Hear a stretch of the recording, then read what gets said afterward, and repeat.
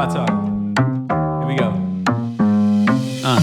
How he said he living life as a gringo, where you question where you fit in every time you mingle. They say you do this with not enough that. My rapping is really bad. This life as a gringo. Yes, hello and welcome to another episode of Life as a Gringo. I am Dramos, of course. Man, I am just humbled and blown away by some of the responses that I've gotten thus far on season 3. I think particularly the episode around my parents, or having my parents on the show. That was a very therapeutic episode for me, a very uncomfortable one, but a very necessary one, I feel like, for me to kind of keep digging deep into my authenticity and who I want to be. So I want to thank y'all for giving me the opportunity to do that and share it with you. And also for those of you who gave me some really incredible feedback. I'm glad that episode was resonating, with some of you, and maybe you, I don't know, were inspired or saw some yourself in it, or whatever it was bringing up for you. I'm just grateful that we got to share it together, and thank you so much for the feedback. Now, on today's show, I've been looking forward to this interview for a long time. I'm really excited. Now, my guest is going to be Linda Yvette Chavez, who is the one of the people behind the show Gentified on Netflix, which I love. She worked alongside Eva Longoria in bringing the Flamin Hot movie to life. She's also got a movie with America Ferrera that she's developing. And just somebody who's really putting on for the community in Hollywood. And you all know we talk about this a lot, the lack of representation that happens in Hollywood for us Latinos. And it's quite the topic of conversation. So I love having people like her on the show who are doing the work day in and day out, and kind of can give us, a behind the scenes look at what does go on, how hard it is to tell our stories, and, really just the fight that continues to happen in order for us to have our voice heard. So I'm really excited to have her on the show. Of course, we have our Ask a Gringo segment where I'll get y'all's take on something related to the conversation with Linda. But yeah, I'm just excited to get into this. So I guess without further ado, we will get into my conversation with Linda Yvette Chavez as a part of our Mi Gente segment. Mi Gente.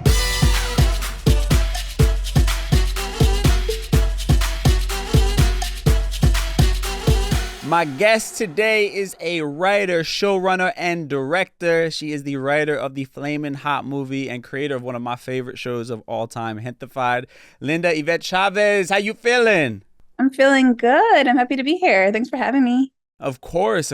I'm a big fan of your work, and the more I've kind of delve into your story and just seeing all that you're doing, it's incredibly inspiring. So I'm so excited to have you on here and just kind of talk a bit about your journey, because it's much needed in today's world, particularly in an industry where there's such a lack of Latin representation.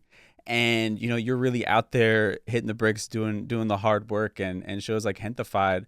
I know I can say, like, I felt seen in seeing that on Netflix, and it was such an amazing moment, I feel like, for the community. So first and foremost, I have to salute you on all the amazing work you're doing.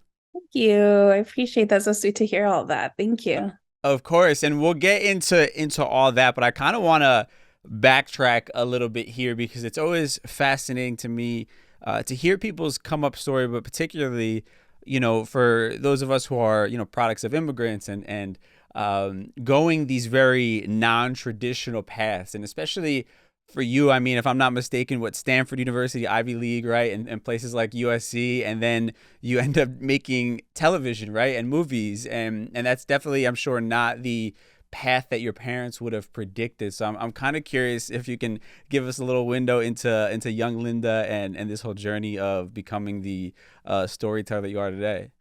Yeah, I mean, it's funny that you say that, because I actually think that I had the reverse experience of, I think, most kids of immigrants. I grew up, working class family. We were always struggling in terms of money. My dad did great. My parents did great, but it was tight. Sure. I grew up in Norwalk, which was right outside of, about 20 minutes south of downtown LA. My parents both immigrated from Mexico to East LA. And then, everyone, the diaspora of, Mexicanos who came to East LA, like, spread out, and we made our way to Norwalk.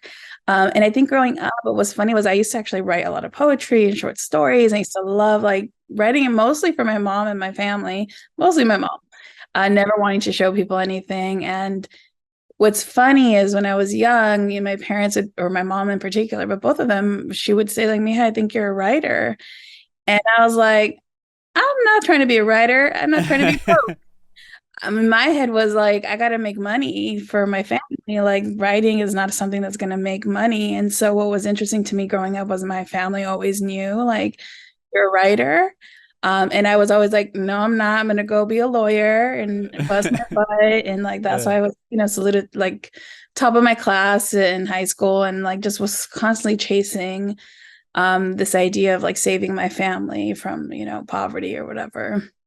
In fact, they always kind of knew that was something. I don't know. My parents have always been a little bit different. They always encouraged us to go to college. They always like kind of saw in us.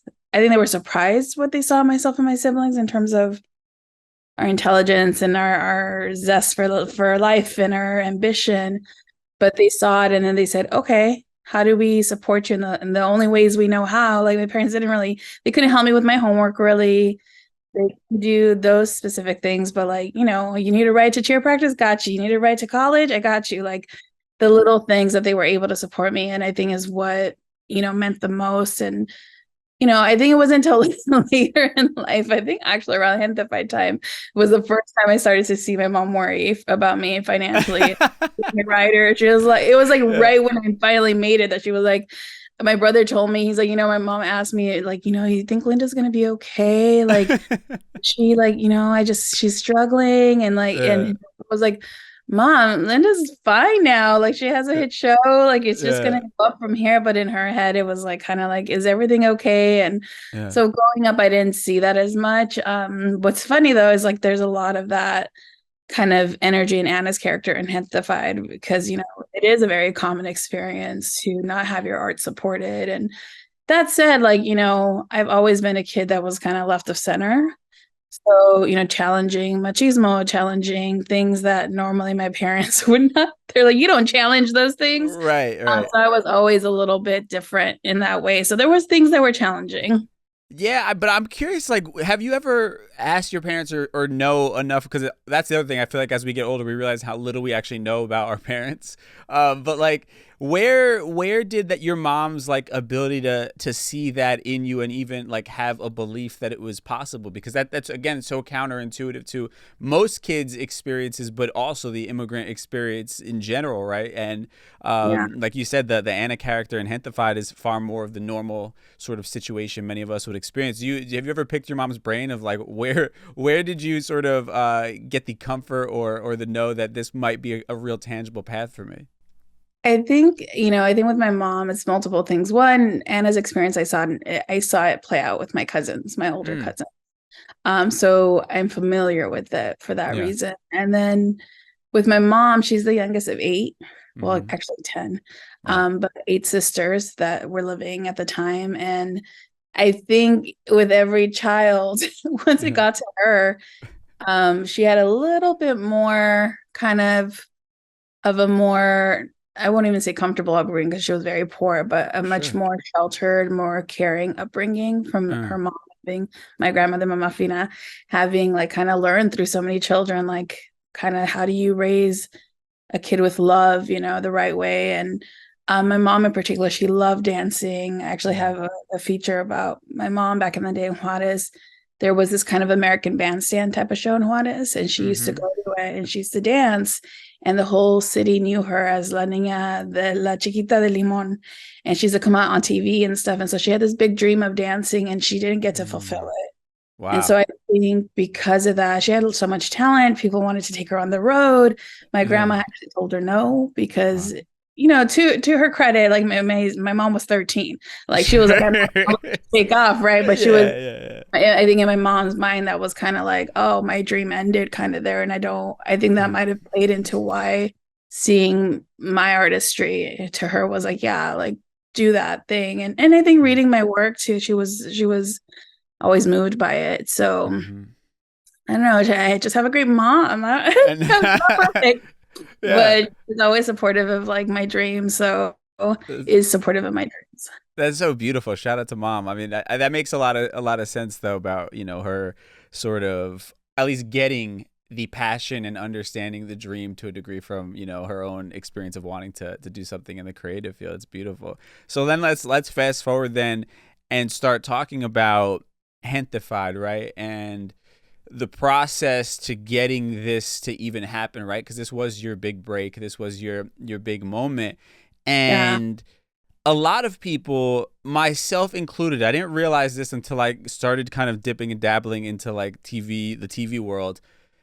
It's fucking difficult to bring anything to life. And I thought, like, I've been in music, I've been in entertainment, I thought I've experienced it all. And then I got into, the TV world. This moves at such a snail's pace, and there's so many unknowns, so many hands, so many people that have to be convinced of something in order to do the bare minimum.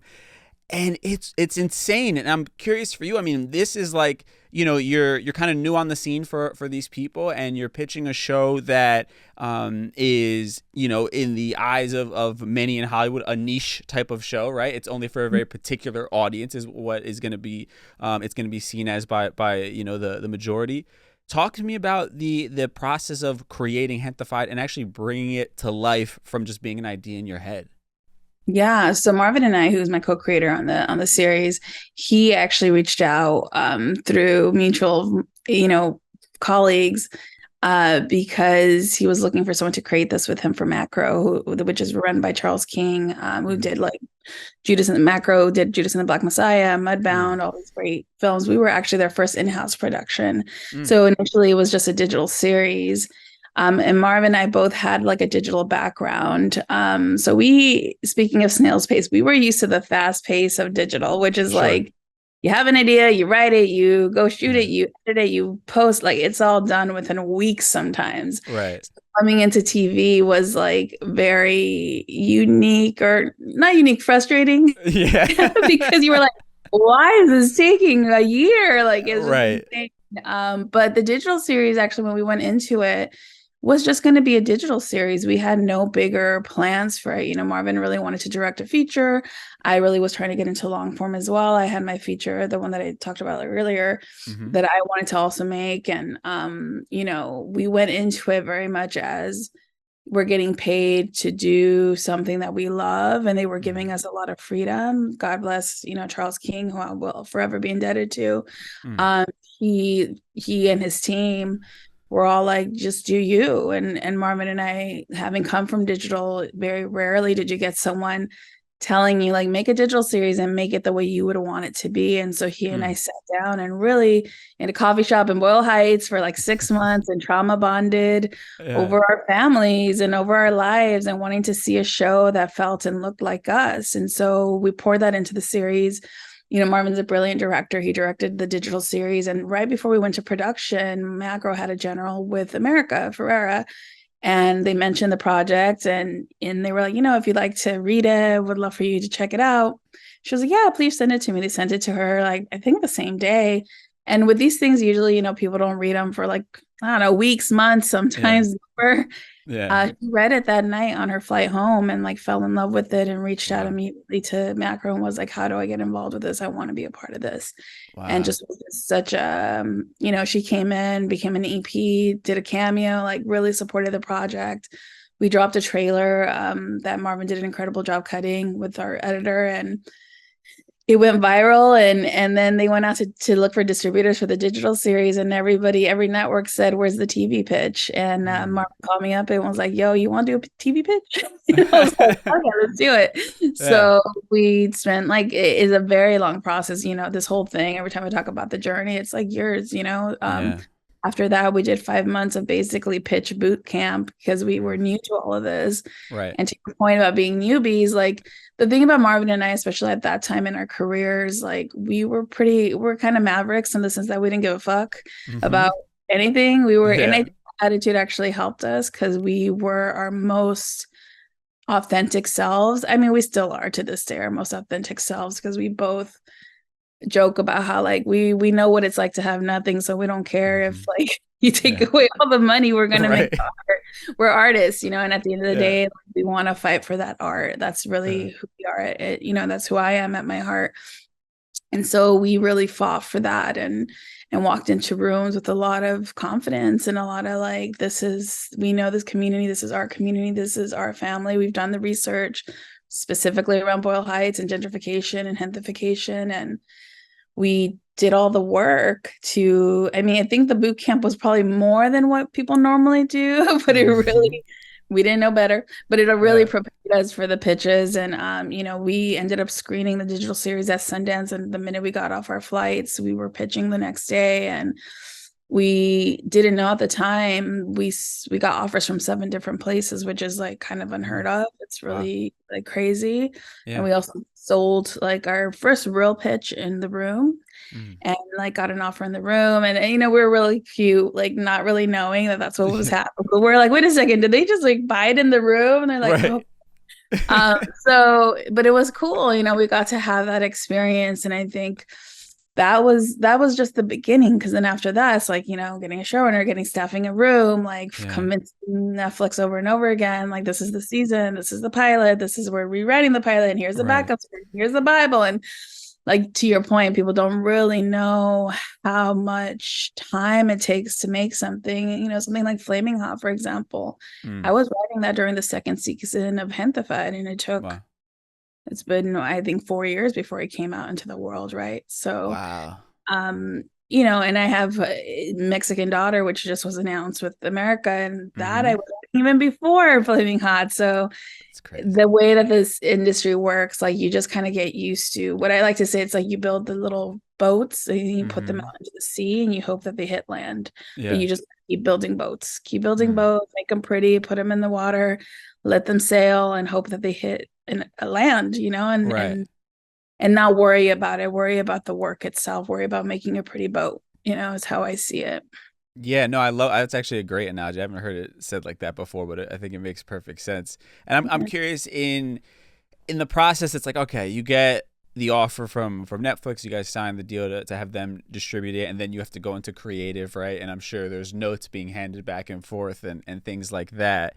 And I actually heard Vince Staples was talking about this because he has a show at Netflix now, and he was pointing out the cultural lack of awareness by certain people giving notes, and it's like it was almost like they I think there's one scene, without giving it away, where there was like a white man who got shot, right? And he talks about how that was the one note he got on the entire season. They didn't care about all the black people that got shot, or were acts of violence against them that he wrote in there, but for whatever reason the white person they thought might have gone too far. And obviously they didn't say it in those literal terms, but for whatever reason that scene seemed like just a bit too much for them, right? And they, to credit to them, they left it in there. But I'm curious for you in those sort of back and forths. I mean, especially a story like Gentified is so personally ingrained in your own literal story of your life to a degree, or your family. How do you kind of balance those notes or those critiques and sort of know when it's a good suggestion or when it's somebody that just has no idea and they have a limited perspective and you sort of know best? Because it's really hard to walk that line and be aware of, like, are you getting caught up in the moment, or is this genuinely a good idea? Is your ego involved? All those different things, I'd imagine. Yeah, I mean, so much of it is intuition. So much of it is training as well. Like, sure. I think as BIPOC people, we've been training for this our whole lives, like how to navigate spaces that are, for lack of a better word, oppressive and like discriminatory, right? We've learned when something is like, wait a second, that feels off, and it's because I think it's racist. Right. Like we have been training for this our whole lives, sadly. So I've been going to these rooms. There's so many incredible people, and I won't say, we had so many incredible champions at Netflix that I can't, thank enough. But even like your greatest, champions, even the people who mean the best and are really on your side, have unconscious biases, like we all do, right? We all have blind spots that we're not aware of, even not within our own cultures, right? The difference in someone who is an amazing ally and supporter is the one who can admit that they have those blind spots and like do the work to like, learn how to navigate that. And I think the balance of that for me personally is like figuring out the more you know yourself and your own intuitive way of telling story, the more that you will know when something is right in your soul. Like it's right in your soul, and someone not quite understanding it. And maybe there's many reasons why they're not in alignment with what you're trying to say. And one of those could be like, hey, that's kind of a racist thought you're having there. But at the end of the day, it's like, why am I fighting for this particular no? And it's because if this is right in my soul because of these reasons, right? So, this is a silly example. This is not even one of the bigger ones because I'm not going to get into the bigger like kind of challenges we had.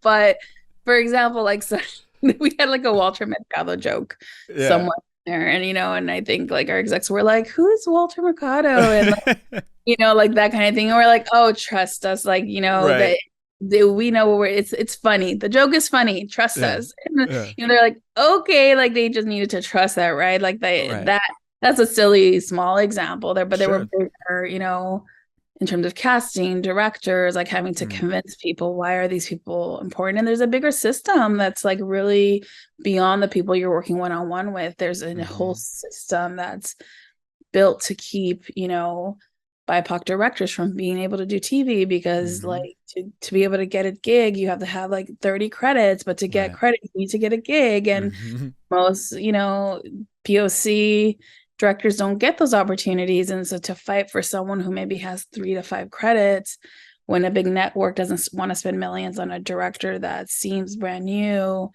but then you look at the list of those that are available and the majority are white, like there's just systemic things that you do have to then say, listen, this person understands what we're trying to do and we need that person. And you may not get why they understand it and why we need that person. And you might be like, why not the experienced white director? And it's like, because the experienced white director might not understand anything we're trying to do like at the end of the day. And so we have to trust for me, I have to trust my gut when it comes to my work, and I have to trust. And I just gauge it from there. My gut will tell me, like, usually the angrier it gets, the more I'm like, I probably should fight really hard for this. It's really important. If it's kind of like a small little ego thing, then I'm like, okay, fine, we could do that little thing. It's not a big deal. But a lot of that honing in of your intuition as an artist is so vital to your work. And I always encourage, like, filmmakers, new artists to like work on that. Because if you know yourself inside and out, it's really hard to be convinced to do something that is misaligned with who you are and what your art is, Yeah, no, very well said. And I want to kind of stay on the industry just a little bit because you had recently the show This Fool was canceled after 2 seasons on Hulu, and much like Gentified after 2 seasons for Netflix. And I struggle with this because, and I want to be, fair to what's actually happening, or, and hear the full story. But for me personally, on social media, I see clips of This Fool left and right being posted by people. I see, I saw Gentified when that was going on. People in my circle talking about it, and it seeming like it was popular. But then you have This Fool Hulu's saying that it had low ratings. And I wonder how much of these sort of things, when they happen to our stories, is it because we're on a short leash, or are we not getting the support from our community that we should be getting? And I'm curious from your perspective, if you have any sort of light to shine on that. Yeah, and I don't have the stats and numbers in front of me. We have incredible researchers in our communities who are doing this work, and I would point to them like Ana Cristina Ramon and I'm forgetting Stacy's last name at the moment, but there's a researcher at USC who's done incredible work.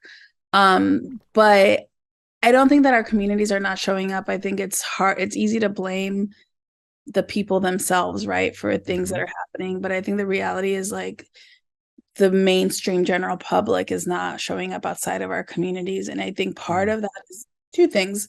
One, I think marketing budgets don't often match. One, I don't think our production budgets are up to par, and people don't understand how much a production budget affects how good your show can be in terms of which directors you can get, in terms of which cast you can actually get. Because if you can match certain numbers, you're not going to be able to reach certain heights. And then on top of that, a marketing budget that really matches some of the shows that get tons and tons of money. Sometimes the marketing budget's not matching like what the show really needs and not reaching the people it needs to reach. That's numbers and logistics. But I think the second factor is just this, I think it's just this intuitive thing that I have felt that we're at the cusp of breaking and shedding a lot of shame around our community, and a lot of like shame from others onto our community. Like seeing someone outside our community seeing that show and say like, oh, that's a Latino show, that's a Mexican show, that's for the Mexicans. Instead of being like, yeah, that's an American show. The characters are Mexican, but it's an American show and I can relate to it and I can connect to it. I still think there's a little bit of like othering of us as if we don't belong in this country, and it's all tied in, right, to like immigration and like, you know, the policies, the politics, like the way we're seen by people.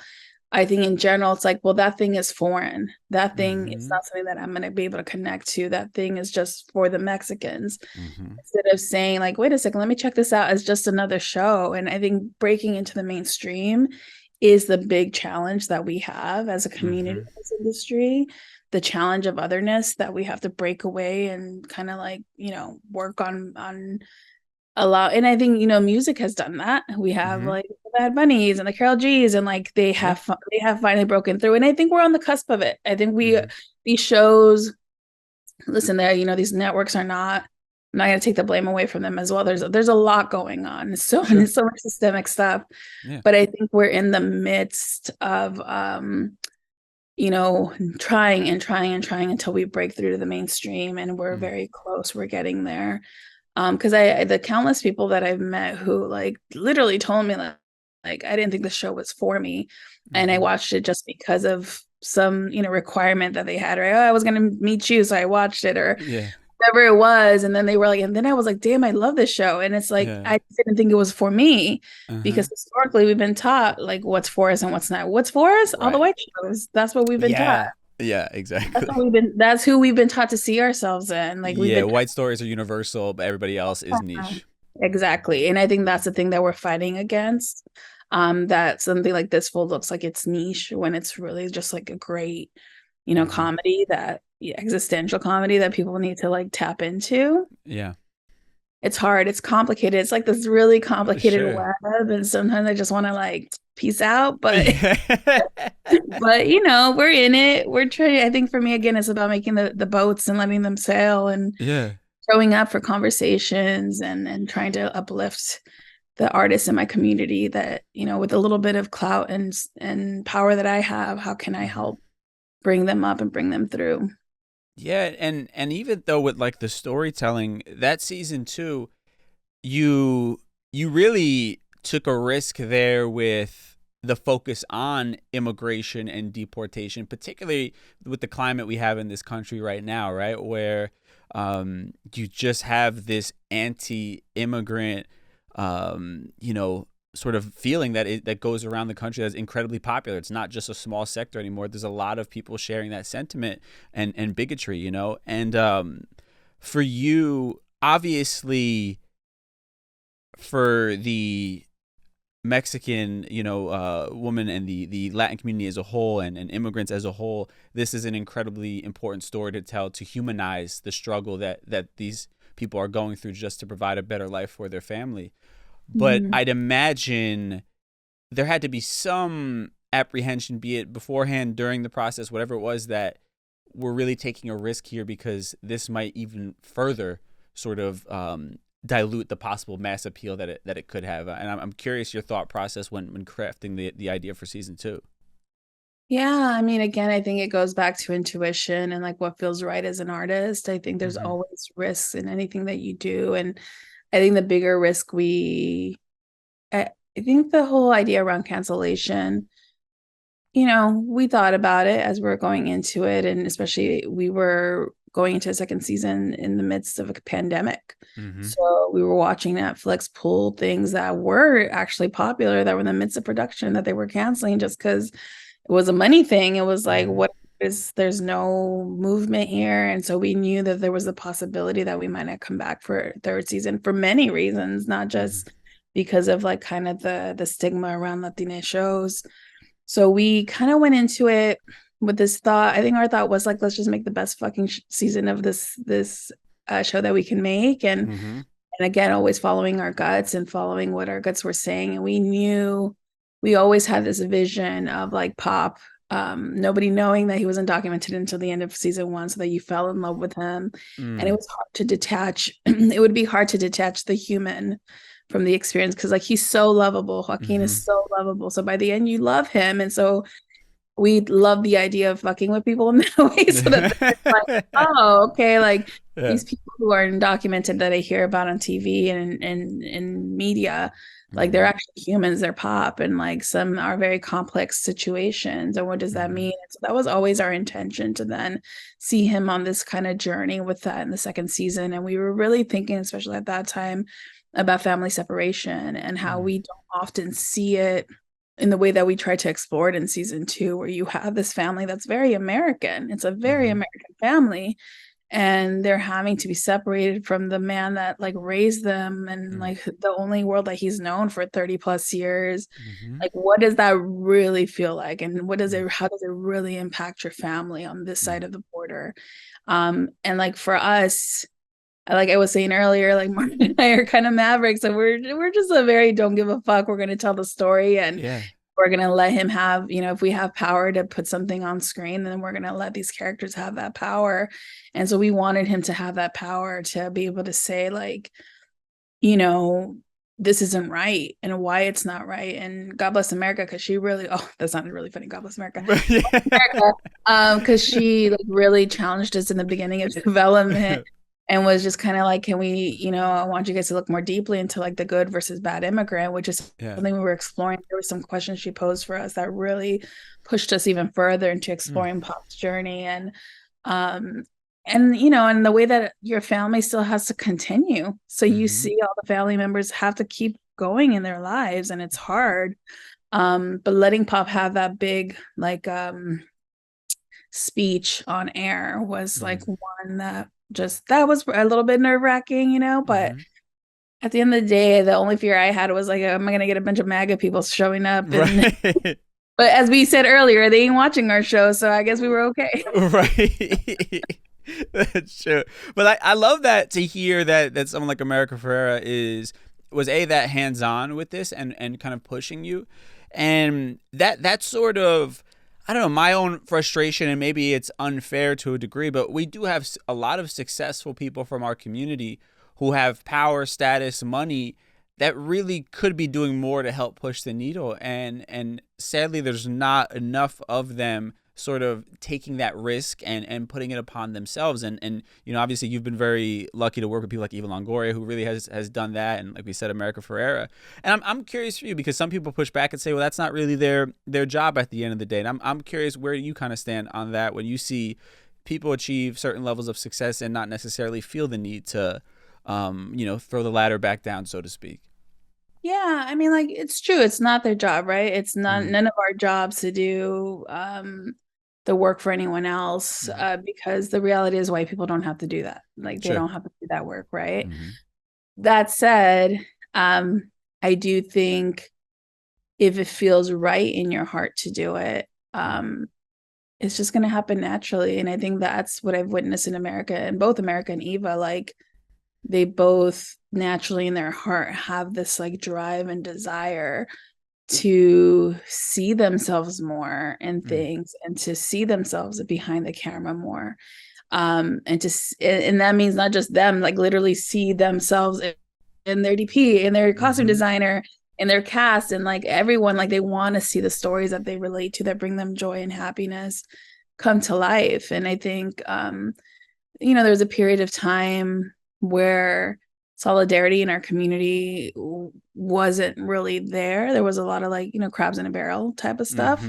But I think that's something, again, that's part of the systemic, racialized white supremacist way of making us feel insignificant and ashamed of who we are. And therefore, let's not unify in our common goal of lifting each other up, right? It benefits certain people for us to not unite, right? Yeah. And so to shame us and to make us feel like, oh, you guys all hate each other, right?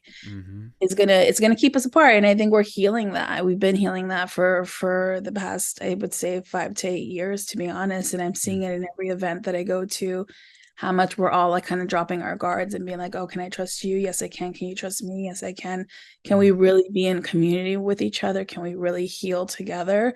Because it's a scary thing. It's scary to go into that. And so I also see a lot of these celebrities also kind of coming in, and I welcome them. Please, well, I welcome you. I know me, even if you haven't been a part of that work necessarily, that's fine. Like if you're finding yourself in your connection to your culture now and you're feeling like, oh, I want to help, I want to uplift, like listen, come on down. We got you. Like we'll do this thing together. Like it's all part of lifting up. And I feel like the Black American community has really done really set the map for what that looks like and how we follow that down the road, and the music industry is also doing the same with how we see, you know, Latina artists doing the work, and ultimately we are a majority, a global majority, and it's going to happen regardless. We're just in the midst of trailblazing, and I think that's uncomfortable. It's always going to be uncomfortable. Yeah, it's I think that's a good kind of way to look at it. I like the optimistic view that we are seeing a lot of change happening. We're not stuck in the same place. We are starting to see this happen. I always use music as an example as well. I think that is the perfect sort of example. Seeing Bad Bunny cross over and appeal to a mass audience that has no idea what he's saying, but he's the biggest music artist in the entire world of any genre, I think does give hope that all of our stories could be universal, you know, just given the right vehicles and a little bit of the right attention. So I love when that I heard Peso Pluma take off, I was oh like, my God, yeah. what? I was like, never in a million years did I think I would hear this music be the mainstream, like never. And like, to me, that gave me so much hope. I was like, wow, like people, the shame around it is fading. I see kids who, like my nieces and nephews, who don't even speak Spanish, and they're connecting with their culture and being proud of it. Like that's just fucking beautiful. And like I see the tides changing. It's easy to be in the negativity of like things, but this is what change looks like. It's like when you first go to therapy, it's really messy. And you're cleaning out all the crap, and I think that's what we're doing. It's really messy, but we're cleaning out all the crap, and eventually we're going to see breakthroughs. And I mean, we already see breakthroughs. There's already things that are taking off that are doing incredible. So you know, we just got to keep going. Yeah. And I mean, and I know I started, you know, kind of really saluting you on the work that you're doing, but I really want to drive home giving you your flowers, because it does feel like someone like you almost has this sort of anointing, if you will, right? I've mentioned to friends of mine in the industry that like I was having you on the show, and they were more excited about you than anybody else I've ever had. Like they were genuinely like such a fan of your work, particularly like a Latin woman friend of mine, who's a very close friend, and she was so excited about, you know, me talking to you, and really gracious in the compliments she was giving about your work. And I think it's having an impact, you know, and even beyond that, it's like, you know, I love, you know, the idea of like just the universe kind of connecting things. You're also partnering with somebody like America Ferrera, who's arguably having one of the biggest sort of moments of her entire career, and there's just like this synergy happening and sort of like setting you up to really have these great partnerships that allow you to take this even further. Do you feel that? Do you feel like the weight of that moment sort of to a degree? Yes. Yeah. I guess I do. I mean, this year was crazy because between Flamin Hot and, you know, America doing Barbie, you know, Eva did an incredible job with this campaigning and bringing us into that campaign for Flamin Hot. And so we ended up being in spaces a lot before the holidays and right after. And there was so much. It's weird. We're in rooms even for them that we're not normally in.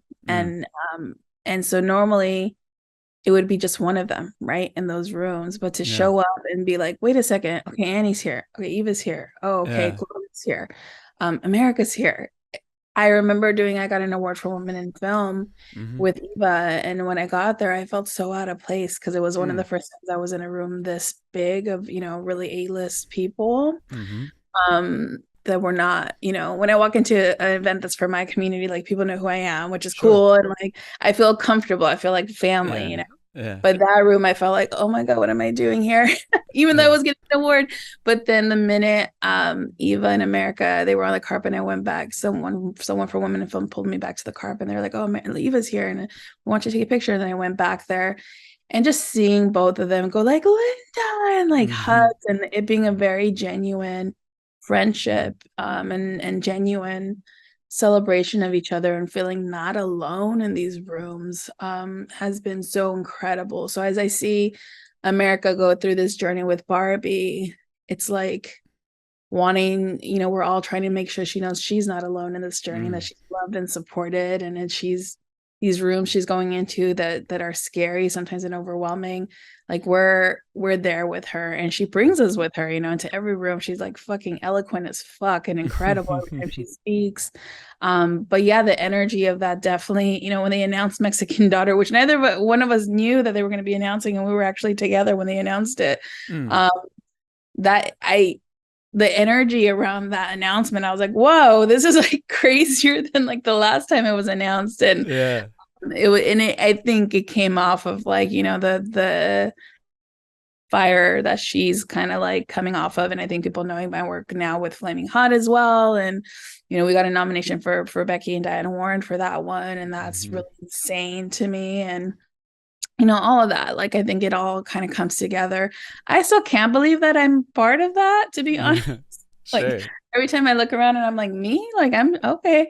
Like feels, I'm still that little girl from Norwalk. I'm gonna be honest with you. Like, that's who I am through and through. Like, I will always be her. And for me, the work, I love playing dress up and doing glam and all those things, but being in the art, being in the writing, being in the storytelling, finding the things that I know are going to like impact people and heal people and let people see themselves. Like, that's still the little girl in me who used to write and would love to give poetry to my mom and see her cry and be emotionally moved by it. Like, there's something about that is so fulfilling for me. And so, yeah, at the end of the day, it's crazy. I try not to think about it too hard, because Right. You want to suck yourself out. Yeah. what am I doing? This is life? Yeah. What the hell?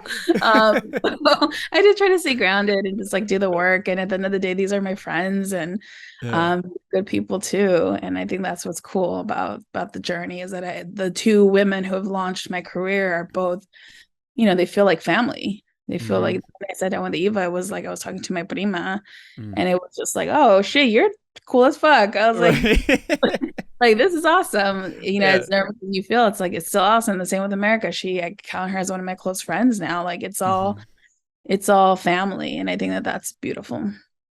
That's really cool to hear. So that project is I'm Not Your Perfect Mexican Daughter, right?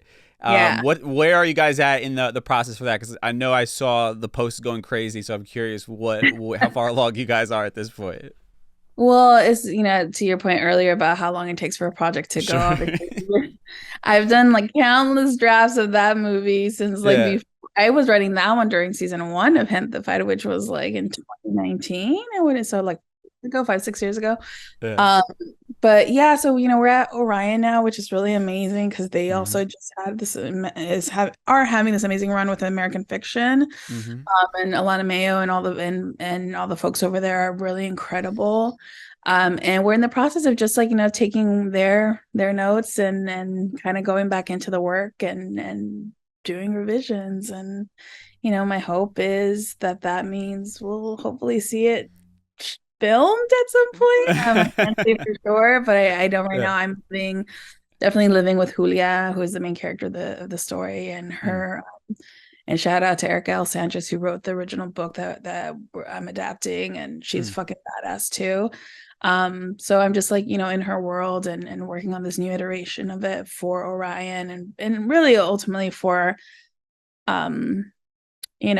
for everyone, for the brown girls everywhere. It really is like this healing, very powerful healing story that I think is going to make an impact. And I love that. I love that thought that could help people in some way. Amazing. Well, thank you so much for your time. Where can people follow you, keep up with all that you're doing, and on the socials and all that stuff? Yeah, I think mainly I'm on Instagram. So Linda Yvette Chavez, on there. TikTok sometimes, Linda. So, Yeah. I completely dropped off of Twitter on X now. I was like, whatever it is. Yeah. but yeah, Instagram, Yvette Chavez on Instagram, and yeah, follow me there, please. And thank you so much for having me. This is really cool. Amazing. Of course, anytime. Hopefully, we'll have you back on when this thing gets made and it's out there in the theaters, and we can talk all about it. Yeah, I would love that. Thank you. Man, big shout out to my guest this week, Linda Yvette Chavez, for hopping on the show. Just inspiring, man. I don't think I could say enough about it. I'll do this in the conclusions too, but she said a few things. She dropped a few bars where I was just like, damn, that is such a good way to look at the creative process, or just like all that we do as a whole, and to keep ourselves sort of like motivated in putting in the work. We'll touch on that in the conclusions too. I want to get on that. But before we get to the end of the show there, of course, I want to get y'all's take on a question related to the conversation with Linda. So we'll do that for our Ask a Gringo segment. Ask a Gringo. I have a question. All right, so for this week's Ask a Gringo question, I wanted to talk about the idea of having supportive people around you, right? I was really impressed to hear that Linda's mom was so supportive of her writing even from a young age, because she was a creative herself, or a dancer. And I was really touched by that. I love that. That's obviously not the norm. Y'all have heard me talk about this a bunch in the past with my parents, not being as supportive as I hoped. So I was curious if y'all had an experience similar to myself, or more like Linda. And actually, not even just growing up, but also even just currently. So my question was simply, do or did you have people around you who support your dreams? And I asked you to kind of explain. And this one, I got a ton of different responses on it. I'm going to get through a few here. At Miss_Flow_Glow said, my mom did. She was an educator who encouraged and inspired me to use my gifts to fulfill my dreams. I love that. That's so beautiful. I think, man, I'm not a parent. I feel like I have to keep prefacing it. And I don't ever like to talk on things that I'm not, experienced in, right? So I don't know what it's like to be a parent completely, right? I'm a dog dad. That's the best comparison I got right now. But I'd like to think that because of my own experiences and all that I've learned, I would be mindful in wanting to encourage my kids if I saw that they had a passion for something. And I think that goes so much further than any of us could ever imagine. I know for me, along the way, just little bits of people encouraging me, seeing the vision, co-signing my crazy ideas. Like, sometimes that's all I needed to give me just a bit more fuel to keep on going. And I can imagine how beautiful it would be to have that at home, where your biggest supporters are in fact those closest to you, and that they get it, or at least they want to try and get it. And I love to hear things like this one. At chrisdoll.art says, I grew up in group homes and they supported us. Not having validation from family is rough though. Yeah, and I sympathize with that. I can only imagine how difficult it is to go through a journey of, living in group homes and maybe not having your parents around. But yeah, I think it's interesting, man. It's like, these are people that are obviously incredibly close to us. They brought us into this world. They are the people that many of us looked up to at some point in our lives when we were young. And yeah, I will say it's great having all the external accolades or people cheering for you, who are, fans of what you do, or even friends or whatever it might be. But there's something different about your family really supporting it, and my heart goes out to you that, maybe you didn't have that experience, but yeah, there's something beautiful I could say for me now at this point in my life when I hear my parents talk about being proud and recognizing my gifts or my talent, and as much as it's hard for me to like believe that or fully accept it, I do appreciate it. Like it means a lot, and it's one of the greatest gifts I've been given is seeing my parents proud of me and then being able to kind of see all the work that I've done and recognize, how hard I've worked and my talents. That does feel good. So my heart goes out to anybody who can't share in that sentiment. I definitely wish it didn't take 30 something years for that to be the case, but it definitely is special. And I think that's why when we think about the next generation, it's so important to be mindful of these things for sure. All right, last one at _Lovey0 years or Lovey hours, I guess is what it's supposed to be. Sorry, I just butchered your handle. They said, present day, I will not surround myself with people who don't support my dreams. Wasn't always the case. Yeah, and I love that. I'm kind of at that point in my life right now, I struggle with this a lot, actually. I was thinking about this recently, because I was kind of reflecting from childhood friendships, or on childhood friendships, I should say. I was like thinking to myself, I was like, man, there's a lot of people I was very close to as a kid, and even into my early 20s that I don't even talk to anymore. That we don't really have much communication outside of some social media stuff. A part of me felt kind of guilty about that, but in reflecting, the relationships I have maintained from when I was younger, they're people who continue to support me in what I do.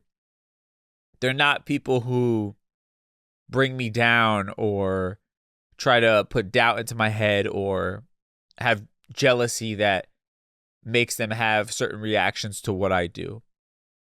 And the people I no longer talk to or see on a regular basis, that was much of the dynamic, at least from my perspective, was them always wanting me to be a bit smaller, I guess their own insecurities didn't allow them to celebrate me, and their sort of way of dealing with that when they felt like maybe I was getting too much attention or too much shine was to put self-doubt into my own mind so that I, kind of came back down to their level, if you will.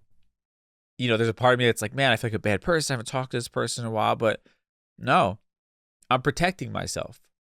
I need to protect my inner peace. I need to protect my confidence that I've developed over the years.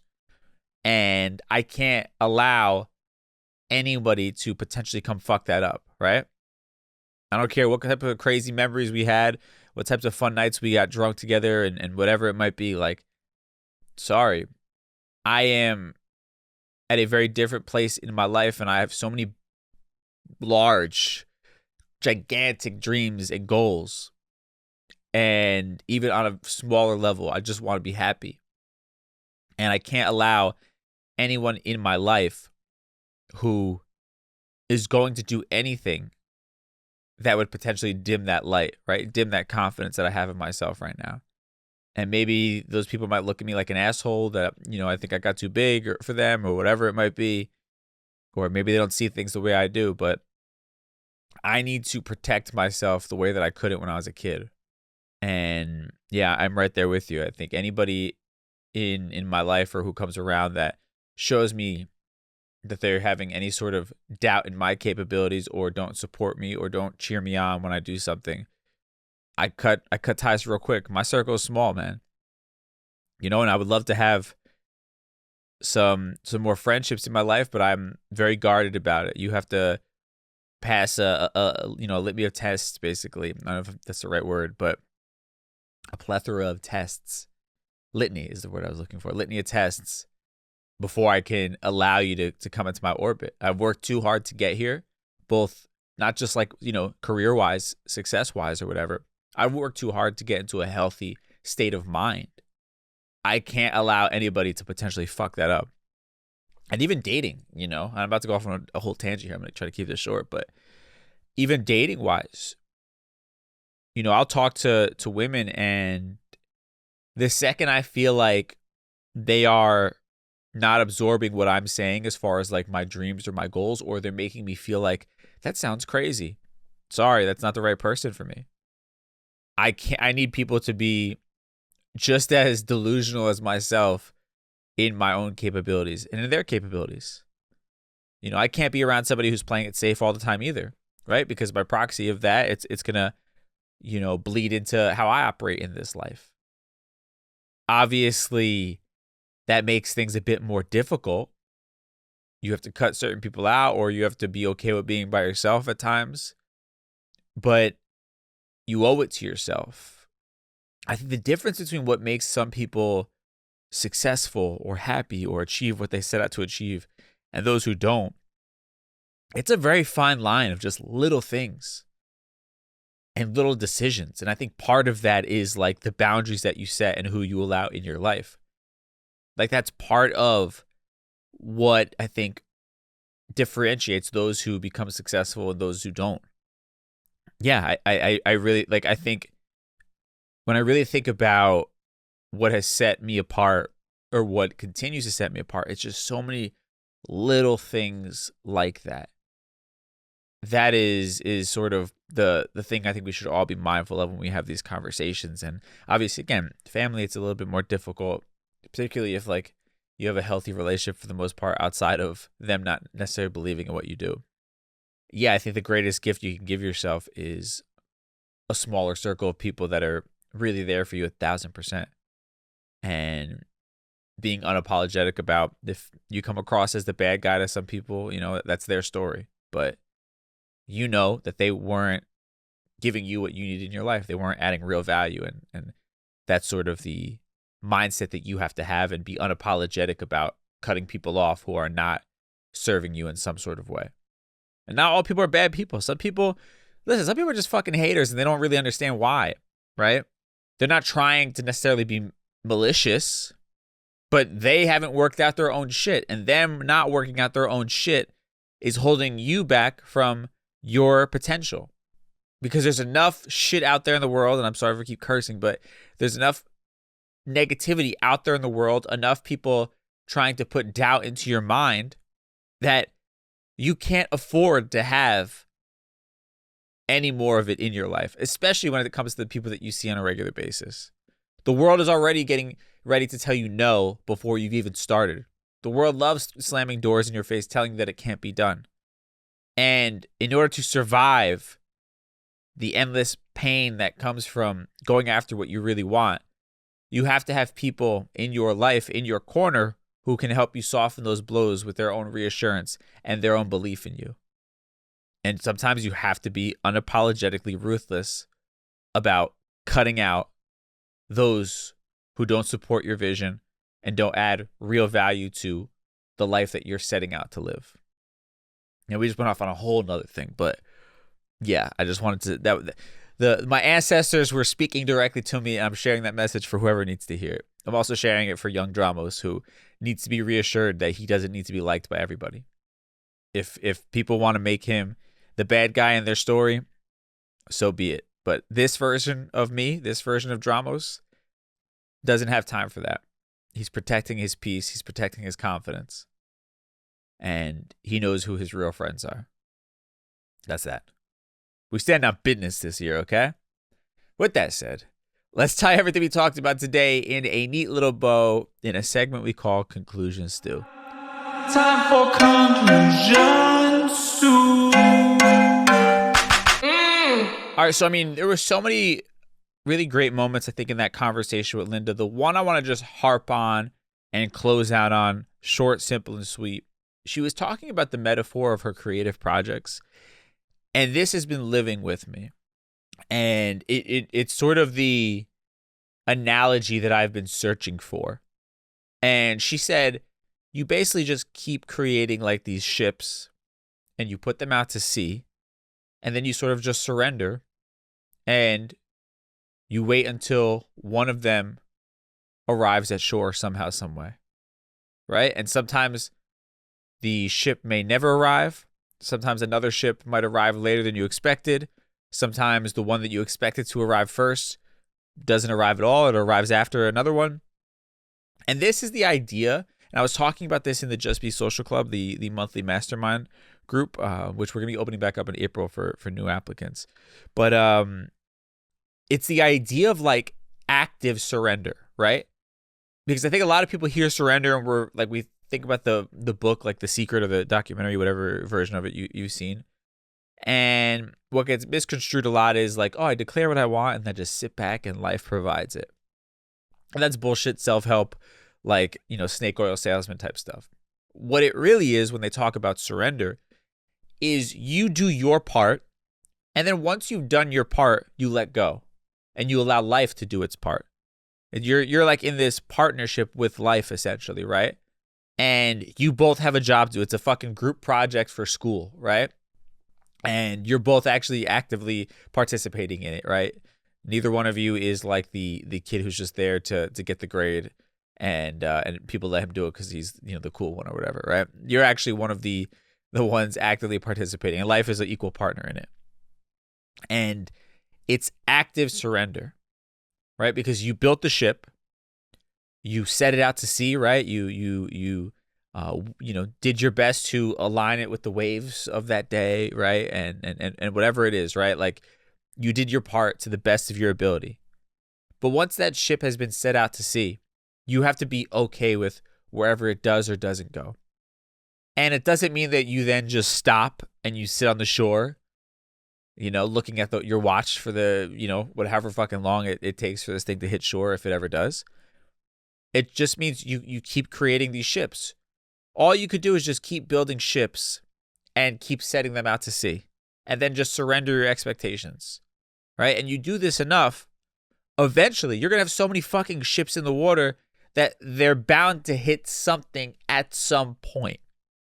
And that's what this sort of active surrender, pathway to success, the life of a creative or an entrepreneur or somebody just trying to live a more fulfilled life. This is what it means. You just keep putting your name in the hat, as I say a lot. You keep building the ship, you put it out to sea. That's you doing your part. That's you taking action. The rest is surrendering to what life has planned for you, the way the universe is going to have it play out. And all you can keep doing is your part, your half of the project. All you're being asked to do is create a ship and set it out to sea over and over and over again. And then you just have to trust that your partner in this project is going to do its part when it's time. That's it. I think that's life in almost every facet. You want to find the love of your life? Keep putting yourself out there, doing what you can do. That's it. When you see somebody you're attracted to, try to start up a conversation or a relationship with them, whatever. Go on a date. Go on dating apps. Get out of the house every once in a while. Eventually, you're going to stumble into somebody that you actually like because you have done your part. You want the job of your dreams? You just keep obsessing over LinkedIn, applying for jobs that seem like that until you eventually get the call back. You go through the process and you get the job. But you just got to keep building the ship, putting it out to sea. And that, you think about people who have these stories of success in business and entrepreneurship and things like that. Yeah, there are some people who the first idea was the one. Most people, though, even something like Mark Cuban, they talk about how they had so many different ideas or failed ventures or mediocre successes. Even people like Mark Cuban who are successful now, his entire catalog of businesses that he's invested in or owns have not all been successful. In fact, without knowing this, I'd probably imagine majority of them are not incredibly successful, right? It's like Hollywood when it comes to movies and things like that. Hollywood isn't banking on every movie being a success. Maybe now a little bit more than before, just because the demand is a lot less and the profit margins are a lot tighter. But basically, Hollywood's formula was they'd put out a bunch of things and see which one stuck. And basically, one or two of those movies that they released that year, or a few that they released, were the ones that carried the entire company. The record labels were the same way. Major record labels signed so many artists that none of us have ever heard of. So many flops. But when they eventually get the Taylor Swift record that goes crazy, or Bruno Mars, or they sign, Dua Lipa, that artist carries the catalog because they're so successful that they now can, recoup all the other money that was invested. But again, what were the record labels doing? What were the movie studios doing? They were building their ships and putting them out to sea. They were doing their part. That's all that they could do, right? They market it. They try to sign the best artists they possibly could, sign the best scripts, put out the best movies, the best albums. But up to a certain point, the public eventually decides if they're going to get on board with this. That's the surrendering part. There's only but so much they could do. And I think that's how we have to start looking at our lives and how we stay motivated when we keep getting those doors slammed in our face. And I tell myself this all the time. Even like social media has become, I'll end on this. Social media has become far more of a priority for me this year. I feel like I've half-assed it, and I've sort of fought against being really consistent with it. And the reality is, in today's day and age, if I want to touch more people's lives, if I want to grow this movement and really be a voice for our community, my audience has to grow. And if I want to have ownership over what I do, I need to have an audience that I can count on as far as numbers go, that I then have more leverage to continue doing what I want to do and keep it as pure as possible. And the only way to do that is be consistent with the content that I produce and try and reach new people with it. I tell myself this every time I make a post, right after I spend fucking 3 hours making a video or something, and it goes up, and I'm like, man, it's not hitting like I thought it would. I just have to keep reminding myself, I don't control that. I don't control the fucking algorithm. I don't control, somebody's reaction to it. Now I can look at it and make notes and say, okay, maybe I didn't have the best idea here, or the presentation didn't attract somebody right away, so they clicked away from the video. I can try and edit, the layout of it, whatever it was, like that I can use for future reference. But again, up to a certain point, I have to just put that ship out to sea, and it does what it does, right? And I remind myself and congratulate myself, like, no. Before you start beating yourself up that this isn't getting engagement like you would have hoped it would, or that you spent so much time on it and 4 people watched it, before you start beating yourself up on that, remind yourself of the fact that you actually did your job here. You went and you put out a piece of content that you were really passionate about, that you thought could really help people or entertain them or give them a good piece of information, whatever it might be, whatever the intention was. But you set an intention, you set a goal of releasing this, of recording it and putting it out there, and you did that. You did every single thing you possibly could to give yourself the best chance of reaching an audience, essentially, right? But at the end of the day, you achieved your goal. Your goal was to stay consistent and put out a piece of content for people. That's it. I can't control all the other extras. I built my ship. I set it out to sea. If that thing sinks, halfway through, what am I going to do? Right? That's not on me. Maybe it can give me a little bit of information like, oh, maybe I didn't build something correctly. Let me do it better the next time. But it's not really in my control anymore. I've done my part. And that's what I want to remind people of. We get too obsessed with the end result of things and the accolades that do or don't come from it, and all the external factors that really are beyond our control. And we end up shaming ourselves when we should be celebrating ourselves for the fact that we did everything we possibly could there. That's all you have to do is ask yourself, did I do everything I possibly could? Yeah? All right. It is what it is. I can't control the outcome. Only but so much of it can I control. And that's it. You move on to the next thing. And that's what these people do. Like Linda is a prime example of that. Work on this show. I'm writing another one in the background. This show gets canceled. I'm writing a movie already anyway. Like she's never stopping, right? And that's the same shit with me, with pivoting and this and that. I have 1,000,001 ideas, things I'm working on now, most of which are probably going to fail, but I just keep putting myself out there. I come up with an idea, I work on it, I take it to its end that I possibly can get it to, and whatever happens, happens. I'm already moving on to the next thing. That's why I've been able to consistently keep finding any sort of success or keep my head above water when needed, is because I'm always always on to the next thing. I'm always giving myself another at bat to possibly make contact and hit something out of the park. That's all you can do. That's what separates people who are successful and who aren't, right? Those who aren't get obsessed with one idea, one outcome, and they, if they self-sabotage or it doesn't turn out the way they wanted it to, they can't get over that. They obsess over it. You just have to keep moving forward. That's it. That's the key to all this stuff. I know I've been just harping on this, so I'm going to end there. But I just found that to be so profound of an analogy, and I hope I beat this into somebody's head today that really needed it. So if that's you, you're welcome. And with that said, thank y'all so much for tuning into today's show. Of course, Thursday, we got our Thursday Trends episode. Until then, stay safe, and we'll talk soon. Peace.